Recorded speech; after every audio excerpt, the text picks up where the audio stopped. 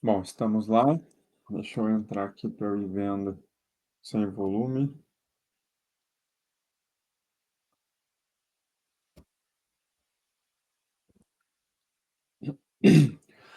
Tem aquele delayzinho, né? Ainda não apareceu. A gente está ao vivo.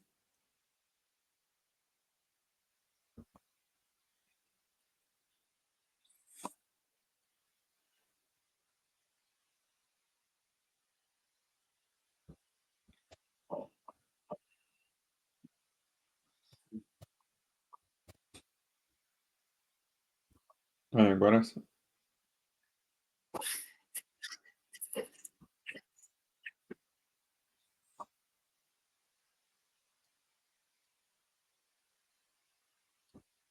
Vamos aguardar uns minutinhos.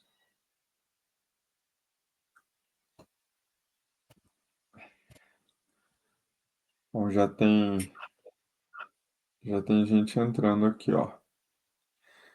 E aí, para quem já está entrando na live, a gente vai aguardar só 2 minutinhos, tá? Como são 5h30 em ponto agora, para ver se mais alguém vai entrar para a gente dar o start.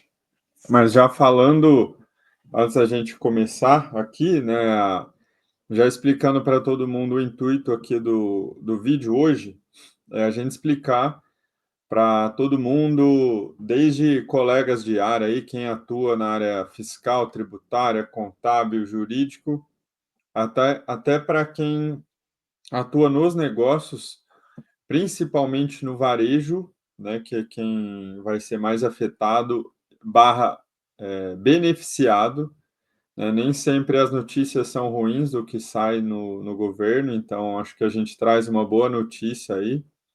E a ideia aqui é a gente bater um papo tranquilo, uma conversa, não é uma palestra, não é nada demais assim, não tem nenhum material suporte. A ideia é a gente bater um papo, trazer para vocês o que é que foi alterado, quem vai ser afetado, como quem vai ser afetado pode se beneficiar, fazer o cálculo, então é trazer informação de qualidade para vocês aí. Então acho que a gente pode começar 5h33 já. Só vou pedir por gentileza, se quem estiver vendo, assistindo a gente, se puder comentar se o áudio tá bom, se está conseguindo ver a gente bem, a gente já vai começar aqui, tá? Só para a gente saber que tá tudo certinho. Então vamos lá. Primeiramente, muito obrigado aí por quem já entrou e está nos acompanhando aí. Meu nome é Plínio Reis, eu sou Head de Tax aqui na BART. Com a gente está aqui a Samara também, nossa Tax Manager. Vou deixar ela se apresentar e aí a gente já dá início ao conteúdo de hoje.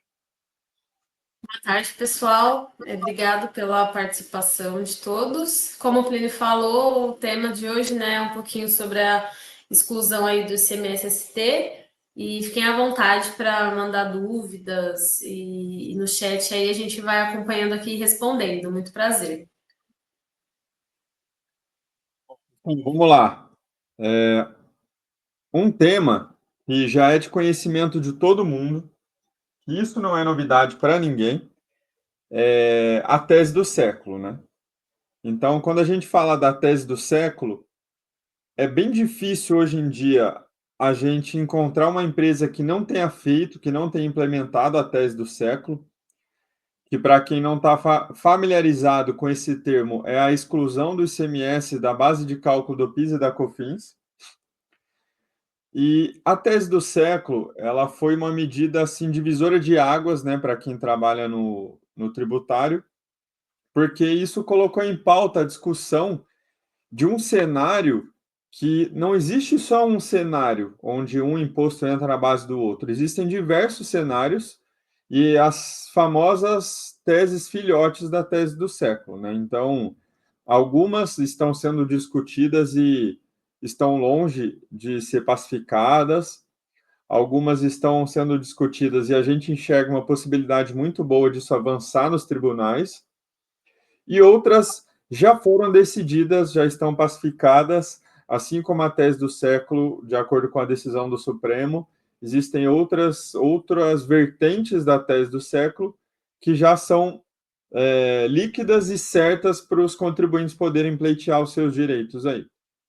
E aí o que a gente vai falar hoje é sobre a exclusão das operações que foram vendidas com ICMS-ST. Né? Então, fazendo uma breve introdução, né, principalmente para o pessoal do varejo, né? Então, todo contribuinte que compra suas mercadorias ali dos seus fornecedores industriais ou importadores, se o seu segmento está amparado ali, está sendo afetado pela incidência do ST, quando você compra a mercadoria do seu fornecedor, vai haver o destaque do ICMS-ST na sua compra, e quando você vende a mercadoria para o seu cliente dentro do seu estado, a sua venda não tem destaque do ICMS. Então, o que acontece? O que a gente vem trazer hoje aqui? É exatamente a possibilidade de excluir esse ICMS que não foi destacado na sua venda na base de cálculo das contribuições do PIS e da COFINS. Então, qual que é o ponto aqui? O ICMS-ST, ele não é outro tributo diferente do ICMS que todo mundo aqui conhece. ICMS é ICMS e ponto. O que houve é que o governo, estrategicamente, ele alega que a exclusão do ICMS-ST era um assunto diferente e jogou isso para um segundo momento para ele ganhar tempo. Basicamente isso, como o governo sempre faz. Então, a exclusão do ICMS-ST nada mais é do que a continuação da tese do século, que não foi decidido no momento do trânsito em julgado, que o Supremo decidiu lá quando deu aquele boom da tese do século. Então, se alguém tá com dúvida, o que é essa exclusão do CMS-ST? Ela é a tese do século, é a exclusão do CMS na base de cálculo do PIS e da COFINS, porém, em cenários em que o Supremo, quando decidiu esse tema lá no trânsito em julgado, não analisou cenários específicos. A gente sabe que no Brasil existem diversos cenários dentro do tributário e cada detalhe que você muda, muda completamente o cenário. Então, esse tema que a gente traz hoje nada mais é do que a continuação da tese do século e que tem um ponto também bem interessante, isso vai afetar, né, esse tema, isso que a gente vem trazer, vai afetar principalmente o pessoal do varejo, e esse tema hoje ele já está líquido e certo de que os contribuintes podem fazer. A Receita Federal já reconhece esse tema. Então, é um tema que não necessita ingresso absolutamente nenhum de ação judicial, a legislação está bem clara. Quem quiser saber as bases legais, inclusive, pode mandar nos comentários aqui para a gente saber, que depois a gente vai mandar as bases legais. Mas o ponto aqui é a gente entrar no detalhe, inclusive do cálculo, para explicar para todo mundo entender, pô, será que isso é aplicável na minha empresa ou não é? E se for aplicável, como que eu levanto esses valores? Como que eu faço essa parte operacional? Então, até vou passar a palavra aqui para a Sá, que ela vai comentar um pouco para vocês assim. Eu sou um varejo. Eu vendo mercadorias tanto com ICMS-ST e mercadorias sem ICMS-ST. Como que eu sei se isso é aplicável para mim, a relevância? Aí eu vou pedir para a Samara comentar um pouco disso para vocês. Já queria até aproveitar para, se alguém que estiver na live tiver em algum desses contextos, né, que ou trabalha em alguma empresa ou presta consultoria para alguma empresa que tem esse MSST, se quiser comentar também, trazer algum caso, trazer alguma dúvida, pode mandar nos comentários, né? Até pergunto, né, se alguém aqui trabalhar nesse setor, para se manifestar aí, porque aí a gente pode até ter até algum exemplo e falar um pouco melhor. Mas como o Plínio citou, né, as empresas, a gente sabe que a cadeia produtiva ela é composta de diversas empresas, né, diversos contribuintes. Então ali a gente tem indústria, a gente tem varejo, tem atacado, tem o comércio lá que muitas vezes está na ponta ali para entregar para o consumidor final, e Quando a gente trabalha essa tese, que como o Plínio bem falou, é a tese do século, né? Só dá um nome diferente para realmente mascarar aí, atrasar o direito dos contribuintes, infelizmente. Mas quando a gente fala dessa tese do século específica sobre o ICMS-ST, que inclusive, deixa eu pegar aqui o meu esboço, que a gente falou disso recentemente, aqui é o tema 1125, que foi decidido o ano passado, em agosto do ano passado, que esse ICMS-ST também não compõe. Então, foi decidido em agosto de 2024, mas poderia ter sido decidido em 2017. Então, é o mesmo tema. E aí, quando a gente trata do ICMS-ST, a única diferença do ICMS-ST para o ICMS próprio é que não são todos os contribuintes do ICMS que pagam, que precisam pagar o ICMS-ST ou que tem ICMS-ST incidente ali em alguma etapa da cadeia produtiva da atividade daquele produto dessa empresa. Então, quando a gente vai trabalhar com essas empresas, prospectar, oferecer algum tipo de trabalho, a gente tem que tomar esse cuidado de entender se a empresa é aplicável, se a operação dela é aplicável, e porque muitas vezes até quem trabalha na empresa não sabe exatamente se tem essa operação ou não. Muitas empresas a gente já abordou e aí depois a gente abordar, a empresa fala, nossa, de fato, a gente tem ali uma parte da operação que tem alguns tributos que tem ST. Então, o que a gente faz? Qual é o cuidado que a gente toma para abordar aí e oferecer essa tese, essa exclusão do ICMS-ST?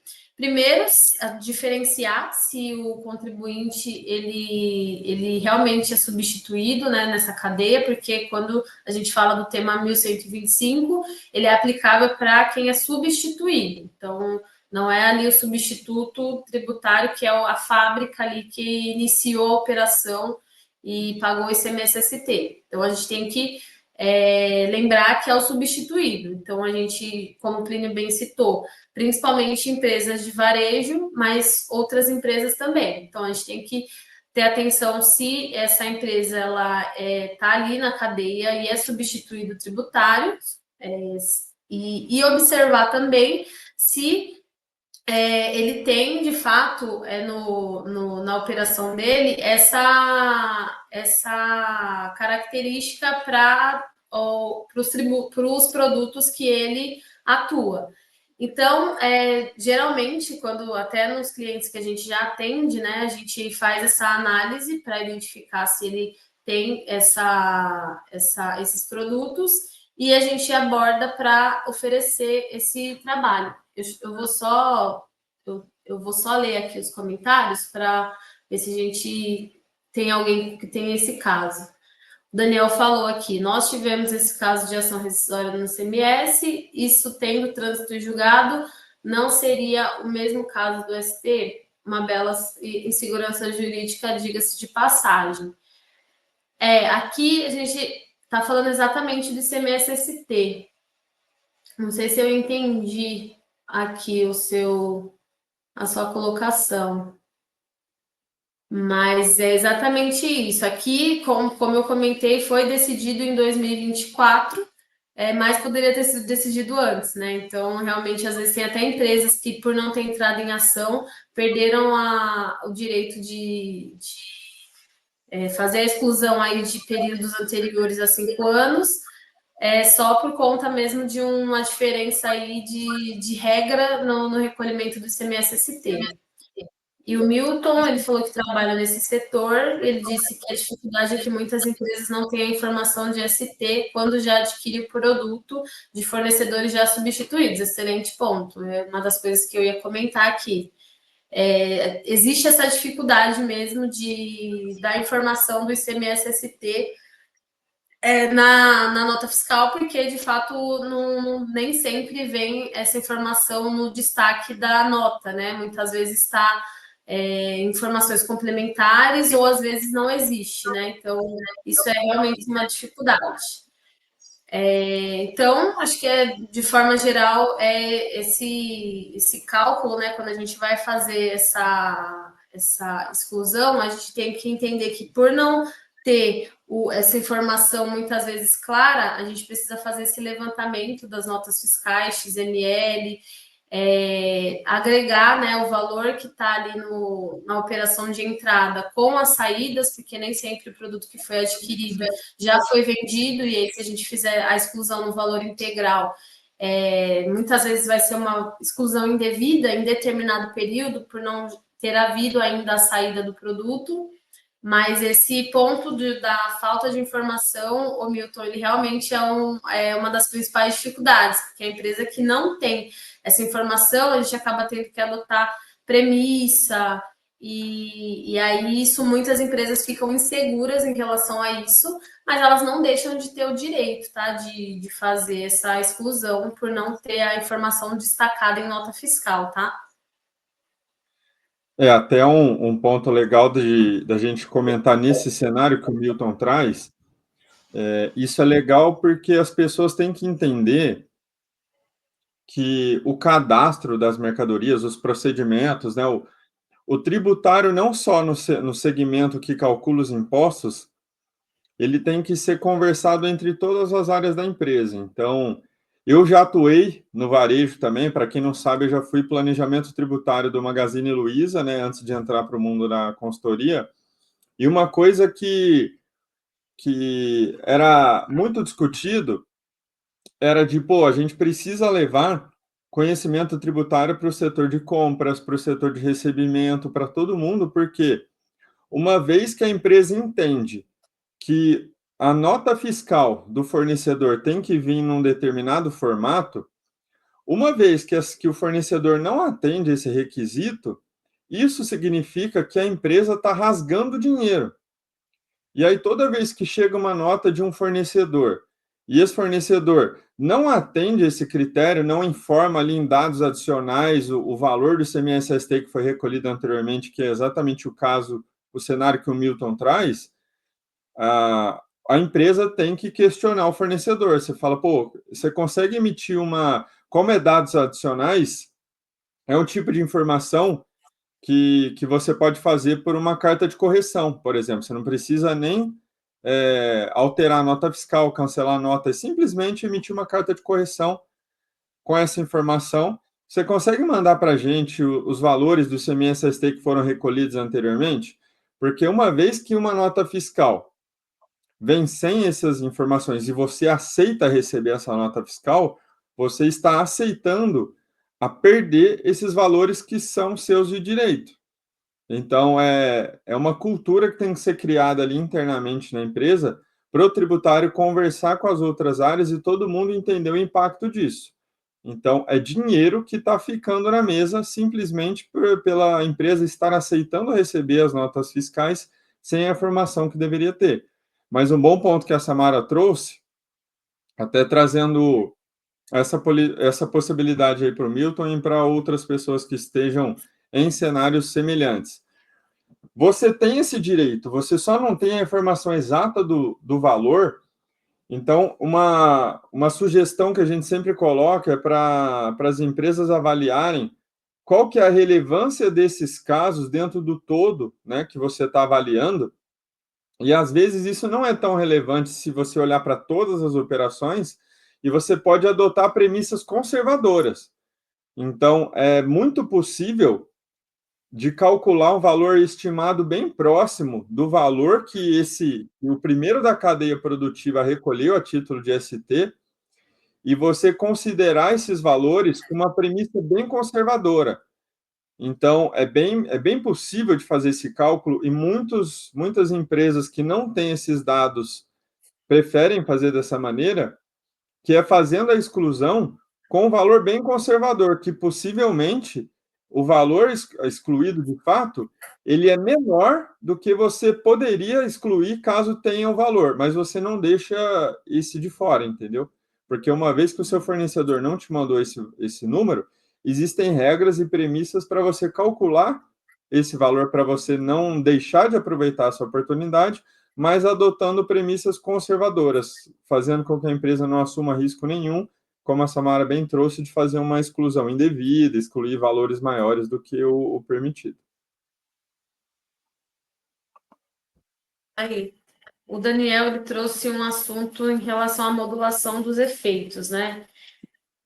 Realmente, isso tudo são regras, né? São regras que mais dificultam do que trazem clareza para o contribuinte, porque assim, que existe o direito, existe. E aí, muitas vezes nós temos que, não tem opção, né? Nós temos que ficar presos aí a essas regras do que foi decidido no julgamento. Mas, Daniel, eu acredito que a gente não pode não que não possa, né? Mas o contribuinte, a empresa que já tem em posse dessas informações, que já tem o cálculo, ele pode fazer e pode muitas vezes entrar, às vezes, com um mandado de segurança, alguma coisa nesse sentido para se proteger, porque, como eu falei, a gente não tem opção, a gente tem que adotar essas regras, mas isso não pode impedir que ele se utilize o direito que ele tem de fazer essa exclusão. Então, eu concordo com vocês que muitas vezes no Brasil o melhor cenário é você não se valer do seu direito para você não correr nenhum risco. Porém, a gente sabe que por isso já estar decidido, por já termos esses precedentes positivos, é interessante que a empresa ela se valha desse direito e ela use as medidas legais para se proteger, mas que não deixe de fazer, tá? Ou pelo menos de ter aquele número e aí discutir, claro, tem que envolver aí os assessores jurídicos e tudo mais, entender risco, entender valor, mas o ponto que a gente traz aqui sempre é esse, de saber qual é o direito e se valer desse direito para não ter nenhum prejuízo financeiro por não estar atento aí às formas legais que ele pode tomar esse crédito, tá? E tem um ponto também, comentando os três últimos comentários, do Milton, do Daniel e da Vivian. Para o Milton, ele está dizendo que entende que o valor a ser excluído é o destacado no documento fiscal. Como seria passível essa exclusão sem a informação na nota de saída do cliente? É uma excelente pergunta, porque é uma dúvida de muita gente. Porque por que esse tema ficou de fora lá da decisão do Supremo mesmo, da tese do século? Exatamente por isso. Porque foi decidido que o valor a ser excluído é o destacado em nota, e não tem destaque. Só que, quando você compra essa mercadoria, Milton, você paga ICMS-ST. E na compra, você tem o ICMS que seria devido para você. Entendeu? Então, se você vende uma mercadoria por R$ 100 e paga ali 18 de ICMS, porque não tem ICMS-ST, o ICMS destacado fica sendo os 18. Agora, se você vende uma mercadoria de R$ 100, sem destaque nenhum de ICMS, porque a compra dessa mercadoria aconteceu com ST lá atrás. E o ST que você recolheu foi de R$ 20. O valor a você excluir, nesse caso, são os R$ 20, entendeu? Então, o que muda é só o momento em que o destaque aconteceu. Quando tem ICMS-ST, a gente pode considerar que o destaque aconteceu na entrada, na compra, sendo que quando não tem ST, esse destaque acontece na saída. Então, ICMS é como a gente falou no começo do vídeo. ICMS é ICMS, tese do século é tese do século. Então, o que muda é só onde e como a gente vai conseguir esses valores que não são destacados na nota de venda. Esse é o ponto. E tem uma outra pergunta aqui do Daniel, que ele falou sobre a tese do século mesmo e a modulação dos efeitos, né? O cenário diz, Daniel, que isso daqui não é um assunto diferente da tese do século. Isso daqui é um complemento, porque ICMS é ICMS. Então, concordamos perfeitamente contigo aqui que quando a gente está falando de outra exclusão, que é uma tese filhote, mas num contexto diferente, como, por exemplo, a exclusão do ISS da base de cálculo do PIS e da COFINS, que nem foi julgado ainda, esse tema novo, sim, precisa ser julgado, precisa sofrer ali a modulação para saber quando vai poder calcular os tributos da maneira correta ou não. Então, falando da exclusão do CMS-ST, é a tese do século, não muda nada. O que foi decidido aqui um cenário em que não havia sido previsto na época da decisão intencionalmente, nós sabemos disso, para o governo ganhar um fôlego, mas nada muda da tese do século. A gente continua falando da exclusão do ICMS na base de cálculo do PIS e da COFINS, tema que já foi julgado, pacificado, com trânsito julgado e modulado, entendeu? Então, por isso que a gente entende que não tem necessidade de ser modulado esse tema, porque esse tema já foi modulado. E o fisco, como sempre, cria pretexto para não tratar do cenário completo, para ele ganhar fôlego e tempo empurrando vertentes diferentes para frente. E agora, respondendo o último ponto aqui da Vivian, tributário na estatística, com certeza, Vivian, como a gente falou, tributário em diversas áreas, uma vez que a controladoria, a diretoria financeira de uma empresa entende qual é o impacto de cada uma das áreas ter um conhecimento tributário específico, a gente não está falando que todo mundo tem que ser especialista tributário, né? Mas que o tributário tem que estar inserido. Até uma sugestão que a gente traz de o tributário realizar reuniões internas com as outras áreas para ir levando pontualmente esse conhecimento que é interessante. Então, uma vez que o setor de compras tem um conhecimento tributário, vai comprar melhor, vai comprar uma mercadoria de um fornecedor que oferece um custo mais baixo, e então não seria ter um profissional tributário em cada uma das áreas da empresa, longe disso. Agora que as áreas se conectem um pouco mais e que o tributário converse mais com as outras áreas, levando quais os impactos que vão ter no resultado da empresa.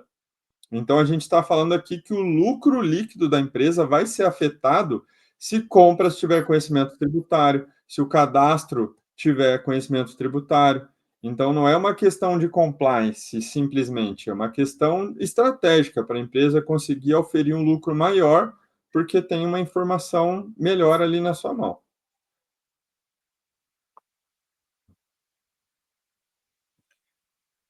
Ó, o Milton comentou agora também, como vocês têm feito nesses casos, qual modelo adotado?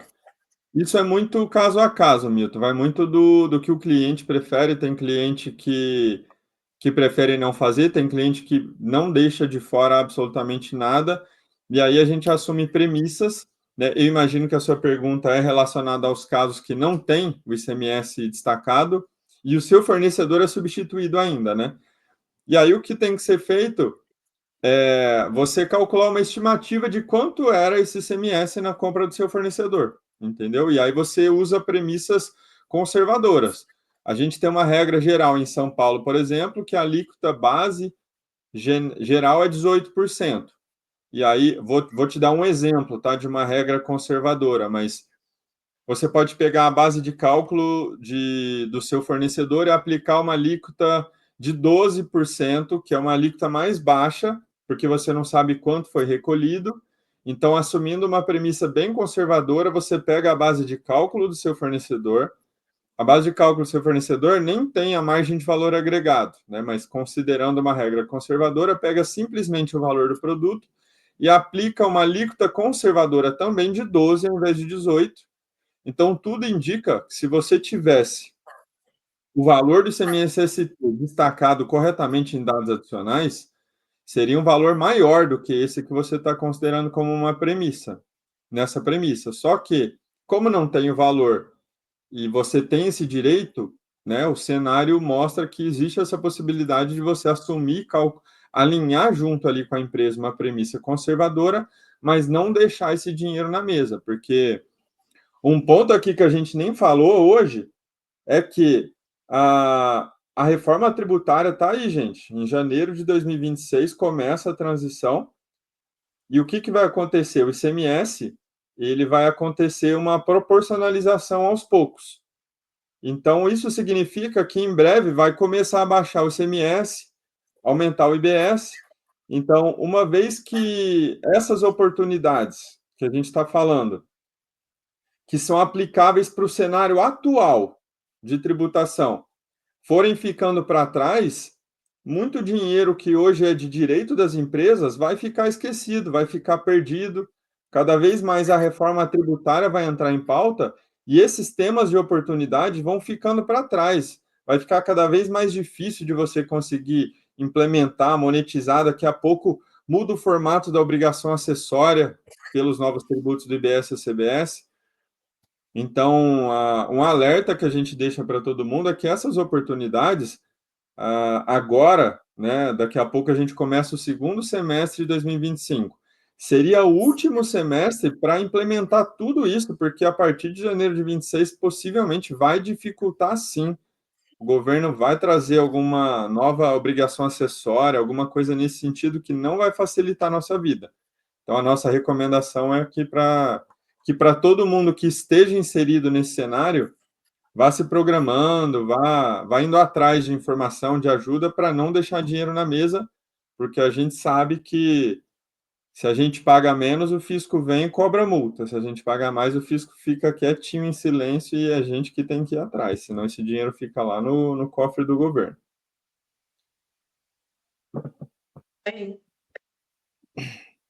E tem um ponto que a Vivian trouxe também, né? Ela trabalha em Big Four e pode afirmar que nenhuma tem controle pleno para realizar a realização exata desse cálculo. É, é bem isso, Vivian. Todos nós aqui também já fomos ex-Big Four, já passamos por todas elas, inclusive aqui. Sabemos bem como funcionam os cálculos e uma coisa que a gente consegue dizer é que não que seja certo e errado, tá? Você usar uma premissa para calcular. É que você tem que ter uma premissa que faça sentido, né? Que tenha um racional que faça sentido. E uma vez que uma premissa for calculada errada, isso pode sim fazer com que a empresa exclua valores maiores do que ela teria de direito. E aí isso colocaria a empresa a um risco de um questionamento, né? Alguma coisa nesse sentido. Mas uma vez que for adotada uma premissa conservadora, o contribuinte não fica de fora dessa oportunidade, não perde os seus direitos, e de qualquer forma ela fica confortável nesse cenário, porque uma vez que, se por acaso ela for questionada, ela está excluindo um valor menor do que poderia, então não teria problemas. Então, não vemos nada de certo e errado nisso, mas a gente concorda com vocês que muitos trabalhos realizados aí por multinacionais acabam atropelando um pouco, né, as coisas, e o pessoal fica muito incisivo em fazer trabalhos e levantar grandes valores e acabam adotando premissas que colocam a empresa num risco de questionamento e até autuação. Então, a nossa recomendação é que sejam usadas, sim, premissas, mas que sejam usadas premissas conservadoras, criadas com racional, com inteligência, de forma estratégica, mas que realmente a empresa não deixe dinheiro na mesa, porque é um tema que foi julgado, é de direito de todo mundo, então a gente tem que pleitear nossos direitos para o governo, porque senão esse dinheiro que era seu vai ficar lá no bolso do governo. Tá bom, pessoal? Tá. Então, acho que hoje a ideia era essa. A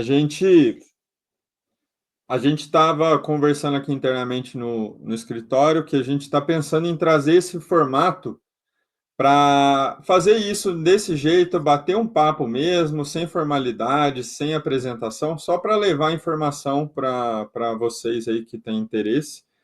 Então, constantemente, a gente vai trazer aí mais materiais, mais temas para a gente discutir e muitas vezes talvez até convidar alguma pessoa que esteja assistindo, se ela quer participar, para a gente fazer um talk legal, tirar dúvida. Então, espero que tenham gostado. A ideia era essa, um bate-papo rápido para não tomar o tempo de ninguém. Espero que a gente tenha ajudado vocês, de alguma forma, a clarear um pouco o cenário.